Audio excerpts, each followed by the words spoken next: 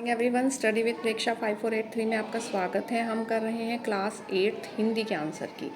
अनुशासन जीवन को सही दिशा देता है। अनुशासित व्यक्ति अपना कार्य समय पर पूरा करता है। विद्यालय में अनुशासन से पढ़ाई का वातावरण अच्छा बनता है। जो व्यक्ति नियमों का पालन करता है वह समाज में सम्मान पाता है। अनुशासन किसे सही दिशा देता है? जीवन को। विद्यालय में अनुशासन का क्या प्रभाव पड़ता है? पढ़ाई का वातावरण अच्छा बनता है।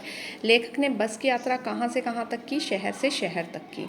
किसी विद्यालय में अलग अलग राज्यों के छात्र मिलकर त्यौहार मनाते हैं। ये किस संदेश को लागू करता है?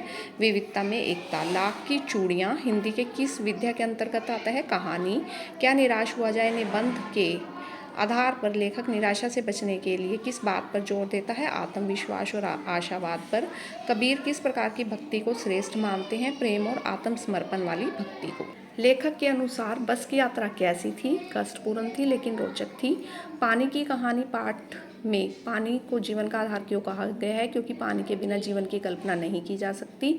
महिलाओं ने साइकिल चलाकर किसका विरोध किया? सामाजिक रूढ़ियों का। अकबरी लोटा किस शासक के नाम से जुड़ा है? अकबर से, नाम से ही पता चल रहा है। डैश की गोलियां जो किसी भी बच्चे का मन मोह ले? लाख की। भगवान के डाके किन तक संदेश पहुंचाते हैं? हम तक। पक्षी और बादल भगवान के डाके हैं जो हम तक संदेश पहुंचाते हैं। लेखक पहिए को सामाजिक परिवर्तन से जोड़कर देखता है। सत्य है। लेखक बदलू को मामा कहता है। असत्य है, काका कहता था। श्री कृष्ण अपनी चोटी के विषय में क्या सोच रहे थे? कि उनकी चोटी भी बलराम भैया जितनी लंबी और मोटी हो जाएगी। लाख की चूड़ियाँ आस्था और पारंपरिक मूल्य को कैसे दर्शाती हैं? लाख की चूड़ियाँ भारतीय संस्कृति में सुहाग का प्रतीक हैं। इनकी धार्मिक और पारंपरिक महत्व भी है। लाख की चूड़ियाँ भारतीय परंपरा में शुभ मानी जाती हैं। पानी को जीवन का आधार क्यों कहा गया है? पानी के बिना जीवन संभव नहीं है क्योंकि यह सभी जीवित प्राणियों के अस्तित्व के लिए आवश्यक है। कवि ने पक्षी और बादल को भगवान के डाके क्यों कहा है? क्योंकि वे भगवान का संदेश हम तक पहुंचाते हैं।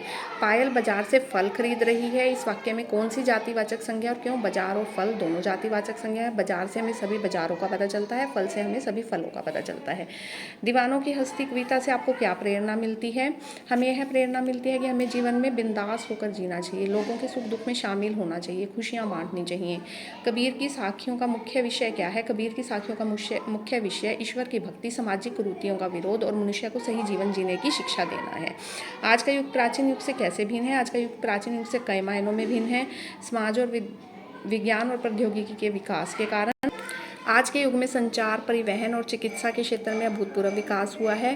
पहले जीवन शैली सरल थी, आज का जीवन आधुनिक सुविधाओं और मशीनों पर आधारित है।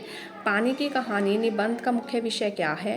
मुख्य विषय पानी का महत्व, उसकी यात्रा बर्फ से महासागर तक और जीवन में उसकी क्या भूमिका है, इसके बारे में है। इस निबंध में लेखक ने पानी की विभिन्न रूपों और उसके चक्कर के माध्यम से पानी के वैज्ञानिक और सामाजिक महत्व को समझाया है। सप्ताह में एक बार होने वाला साप्ताहिक, विष को धारण करने वाला विषधर या शिव, जो कहा ना जा सके, अकथनीय। समय के साथ सोच बदलनी चाहिए। समय के साथ सोच बदलनी चाहिए। जैसे विद्यार्थी जीवन में हमें कोई विषय कठिन लगता है, किसी सहपाठी के बारे में हम कोई राय बना लेते हैं, लेकिन जैसे जैसे हम बड़े होते हैं, नए लोगों से मिलते हैं, नए विषय सीखते हैं, तो हमें वो विषय आसान लगने लग जाता है, हमारी सोच विकसित होती है, हमारी सहपाठियों के बारे में राय बदल जाती है। लेखक बदलू को बदलू मामा ना कहकर बदलू काका क्यों कहता था? क्योंकि गांव के सभी बच्चे उसे काका कहकर बुलाते थे, इसलिए लेखक भी उन्हें काका कहने लगा। दो बात कही, दो बात सुनी, कुछ हंसे फिर कुछ रोए, छक्कर सुख दुखों के घूंटों को हम एक भाव से पिए चले। कवि का नाम शिव मंगल सिंह सुमन। कविता हम पंछी उन्मुक्त गगन के। इन पंक्तियों का अर्थ है मनुष्य जीवन में सुख और दुख दोनों आते हैं। कवि कहते हैं उसने अपने जीवन में कुछ लोगों की बातें सुनी, कुछ की कही, कुछ को कही, कुछ पल हंसी खुशी में बीते और कुछ पल दुख में बीते। उन्होंने जीवन के सुख और दुख दोनों को समान भाव से स्वीकार किया और उनसे प्रभावित हुए बिना अपने जीवन पथ पर चलते रहे। आज के समय में कबीर की साखियाँ युवाओं को कौन सा कैसा संदेश देती हैं? समानता और भाईचारे का, कि सभी को समान रहना चाहिए, जाति पाति के भेदभाव का विरोध करना चाहिए। नैतिक आचरण का, कि सभी को ईमानदारी से काम करने चाहिए, अच्छे काम करने चाहिए। आडंबरों का विरोध, कि धार्मिक पाखंड और बाहरी आडंबरों की आलोचना करनी चाहिए। और वाणी में मधुरता, सभी को मधुर भाषा का प्रयोग करना। आप अपने जीवन में दृष्टि, कर्तव्यों पर उक्ति अपनाने के लिए किन किन नियमों का पालन करेंगे? व्यक्तिगत अनुशासन और समर्पण का पालन करेंगे, समय का पालन करेंगे, समय पर सभी कार्य पूरे करेंगे, ईमानदारी से कार्य करेंगे, अपने उत्तरदायित्व को अच्छी तरह से निभाएंगे, स्वार्थ और त्याग की भावना को अपनाएंगे। नियमित व्यायाम करने से शरीर और मन पर क्या प्रभाव पड़ते हैं? शारीरिक लाभ, शरीर मजबूत होता है, स्वस्थ बनता है, रोग प्रतिरोधक क्षमता बढ़ती है, मोटापा कम होता है, हड्डियां और मांसपेशियां मजबूत होती हैं, मानसिक लाभ, तनाव और चिंता कम होती है, मन शांत और एकाग्र होता है, आत्मविश्वास बढ़ता है, नींद की गुणवत्ता में सुधार होता है। ठीक है, मुख्याध्यापक को फीस माफ़ी के लिए आपको अर्जी लिखनी है, किसी आंखों के मेले का वर्णन करना है, ये आप स्वयं करेंगे।